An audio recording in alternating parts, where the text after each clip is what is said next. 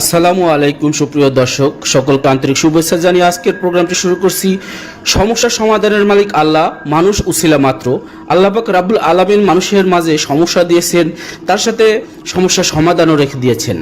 এমন এক 20 বছর যাবৎ তপস্যা করে দীর্ঘ সাধনার পরে কামরূপ কামাখ্যা থেকে আজ বাংলাদেশে চলে এসেছেন। তিনি যেই ধরনের সমস্যার সমাধান করেন। আপনি কি প্রেমে ব্যর্থ?